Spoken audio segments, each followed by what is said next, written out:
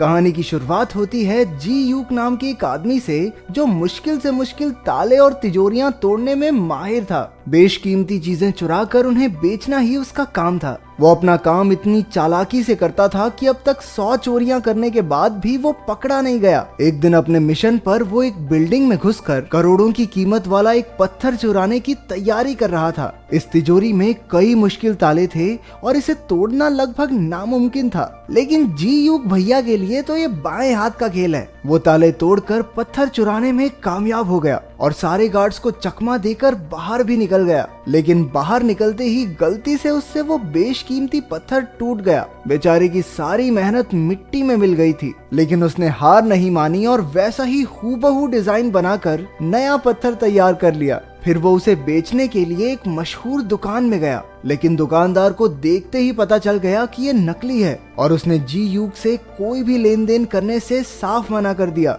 लेकिन जी यूक भी जानता था कि ये दुकानदार आमतौर पर तो नकली चीजें बेचता है और इसलिए उसने पुलिस के सामने दुकानदार की पोल खोलने की धमकी दे दी। हार कर दुकानदार को वो पत्थर लेना ही पड़ा। जी यूक का बेस्ट फ्रेंड गोइन भी उसका पार्टनर था। उसकी खासियत थी कि वो मामूली सी चीजों में भी विस्फोटक फिट कर लेता था। इस चोरी के बाद जी यूक ने नकली नोट छापने का फैसला किया। उसने हूबहू नोट तैयार कर लिए, लेकिन उन पर शराब डालते ही अक्षर मिट जाते थे। जब बात नहीं बनी तो उन दोनों ने हीरो की एक दुकान लूटने का फैसला किया, जिसमें लगभग 3 करोड़ का माल था। लेकिन ये काम इतना आसान नहीं था, क्योंकि दुकान में चारों ओर सीसीटीवी कैमरा लगे थे। कैमरास को हैक करने के लिए उन्हें एक जबरदस्त हैकर की जरूरत थी। तो इस काम में उनका हैकर होगा जैंग बे। उसके बारे में अफवाह थी कि एक बार उसने पैसों के बदले अपने ही साथियों की मुखबरी पुलिस को कर दी थी, लेकिन फिर भी जी यूक और गोइन ने उस पर भरोसा करके उसे अपने साथ शामिल कर लिया। इसके बाद जी यूक की दोस्ती यूना नाम की एक लड़की से हो गई, जो ऐसी कीमती चीजों की एक्सपर्ट थी।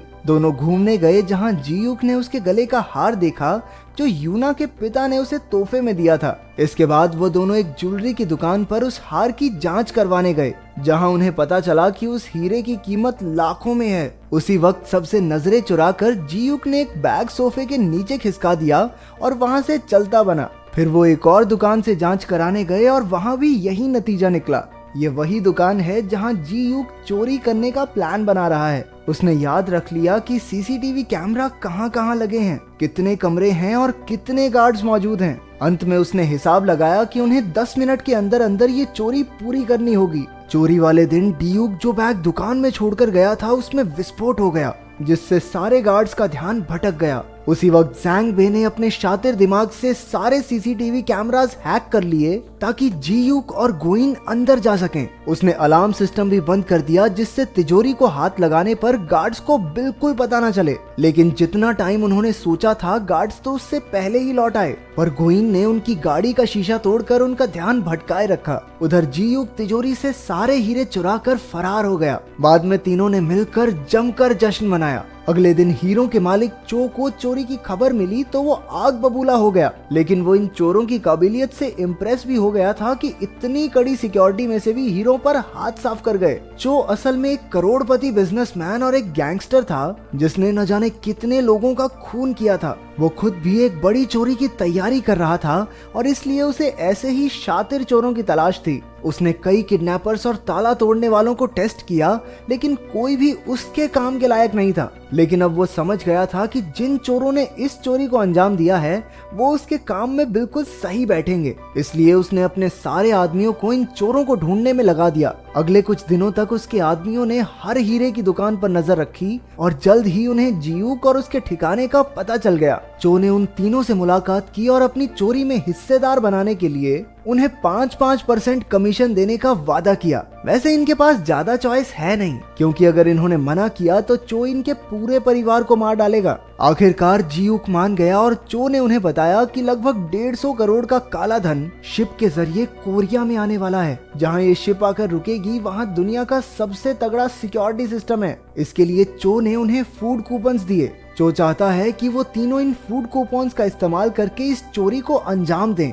इसके बाद जी यूक ने प्लान बनाना शुरू कर दिया, क्योंकि ये उसकी आज तक की सबसे बड़ी चोरी होने वाली थी। उधर चो ने जैंग बे को अलग से बुलाकर उसे ज्यादा पैसे देने का वादा किया ताकि वो जियूक और गोइन पर नजर रखे, क्योंकि आखिर कोई चोरों पर भरोसा करे तो करे कैसे। उधर पुलिस अभी भी हीरो के चोर को ढूंढ रही थी। उन्होंने सीसीटीवी फुटेज में देखा कि जियूक ने ही वो बैग दुकान में रखा था। वो उसका पता ढूंढकर जियूक के घर में घुस गए, जहां उन्होंने उसकी अगली चोरी का सारा प्लान देख लिया। यहाँ से पुलिस को एहसास हो गया कि वो चो से मिला हुआ है। चोरी से पिछले दिन जियूक और गोइन पोर्ट पर जाकर विस्फोटक और सिक्योरिटी सिस्टम को हैक करने के डिवाइसेस रखाए। अपने ठिकाने पर लौटकर जियूक ने गोइन से कहा कि वो चो को धोखा देके सारा पैसा खुद ही क्यों नहीं रख लेते, लेकिन जैंग बे को उनके प्लान के बारे में पता चल गया और उसने चो को सारी खबर दे दी। चो को गुस्सा तो बहुत आया, लेकिन उसने जियूक से बाद में निपटने का फैसला किया, क्योंकि अभी उसे उसकी जरूरत है।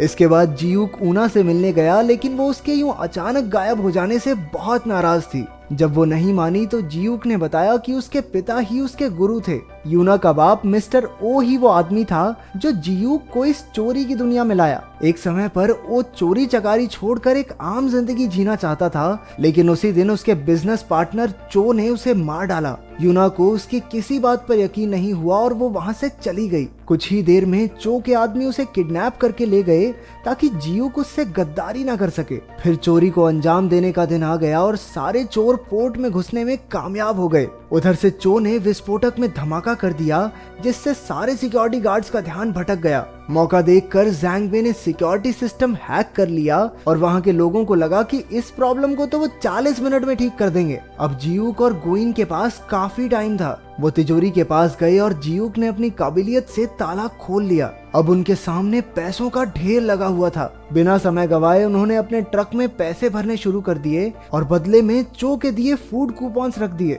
धमाके की खबर सुनते ही पुलिस वहां आ पहुंची और उन्होंने पोर्ट को चारों ओर से घेर लिया, जिस वजह से जियूक अपने साथियों के साथ बाहर नहीं निकल पाया। उधर चो ने आकर जियूक पर बंदूक तान दी, क्योंकि उसे जियूक की गद्दारी का पता चल गया था। चो ने यूना का हार दिखाकर कहा कि वो उसके कब्जे में है। उसकी जान बचाने के लिए जियूक ने अपने आप को पुलिस के हवाले कर दिया, लेकिन पकड़े जाने से पहले ही वो पानी में कूद गया और पीछे से पुलिस वाले उस पर गोलियां दागने लगे। उनमें से एक गोली उसे लग भी गई। उसके हाथ में जो बॉम्ब था वो भी फट गया, यानी कि ये साफ था कि वो मर चुका है। जब गोइन को इसका पता चला तो वो अपने दोस्त को खोकर बहुत दुखी हुआ, लेकिन जैंग बे खुश था क्योंकि अब उसे जियूक के हिस्से के पैसे भी मिल जाएंगे। तभी उन दोनों में बहस छिड़ गई और जैंग बे ने चाकू से गोइन का खून कर दिया। आखिरकार पैसों से भरा ट्रक चो के यहाँ पहुंचा, लेकिन उसके अंदर सिर्फ फूड कूपन्स भरे देखकर उनके पैरों तले जमीन खिसक गई। उसे कुछ समझ नहीं आ रहा था कि तभी जियूक का कॉल आया, जो एकदम ठीक था। अब सारे पत्ते खुलने लगते हैं कि असल में शुरुआत से जो हुआ वो सब जियूक के प्लान का ही एक हिस्सा था। जियूक चो से मिस्टर ओ की मौत का बदला लेना चाहता था। सबसे पहले उसने जो नकली पत्थर बेचा उसमें एक माइक्रोफोन फिट कर दिया, क्योंकि वो जानता था कि चो वहां अक्सर खरीदारी करने आता था। उसके प्लान के मुताबिक बिल्कुल वैसा ही हुआ और चो ने वो पत्थर खरीद लिया। उसकी बातें सुनकर जियूक को पता चला कि चो एक शातिर चोर की तलाश में है, तो उसने जानबूझकर हीरे चुराए ताकि वो चो की नजरों में आ सके। पूरा टाइम चो को लगता रहा कि वो जियूक को ढूंढ रहा है, लेकिन जियूक खुद ही उसके लिए सबूत छोड़ रहा था। जैंग बे भी जियूक का ही साथी था और वो बस चो के साथ होने की एक्टिंग कर रहा था। जियूक को पकड़ने आई पुलिस भी फर्जी थी, और तो और उसे लगने वाली गोली भी नकली थी। बेसिकली वो चो को चू बना के भाग गया। उधर पुलिस ने मरने का नाटक कर रहे गोइन को भी बचा लिया और चो को पैसे के नाम पर कुछ मिला तो वो था ठेंगा। ऊपर से जियूक ने पुलिस को उसकी खबर भी दे दी। पुलिस चो के अड्डे पर पहुंची, जहां चो के आदमियों और पुलिस में मारामारी शुरू हो गई। वहीं जैंग बे ने यूना को कैद से रिहा करवा लिया। अपने प्लान को चौपट होता देखकर चो भी वहां से भाग निकला। जियूक के आदमी फूड कूपन से भरा ट्रक भी ले गए, हालांकि उसकी कोई खास कीमत नहीं थी। लेकिन फिर हमें पता चला कि ये कूपन असल में वही पैसे हैं जो उन्होंने चुराए थे। जब वो ट्रक में पैसे भर रहे थे तो उन्होंने जियूक की नकली नोट बनाने वाली मशीन से उन्हें फूड कूपन्स बनाकर प्रिंट कर लिया। अब जैसे ही उन पर शराब पड़ेगी वो फिर से असली नोट बन जाएंगे। इसका मतलब पूरा टाइम पैसे चो की आंखों के सामने ही थे, लेकिन वो उन्हें पहचान ही नहीं पाया। आखिरकार जियूक ने चो की गाड़ी को टक्कर मारकर उसे पुलिस के हवाले कर दिया। इसके बाद उन्होंने अपने ठिकाने पर कूपन्स पर शराब छिड़क कर उन्हें पैसों में बदल दिया।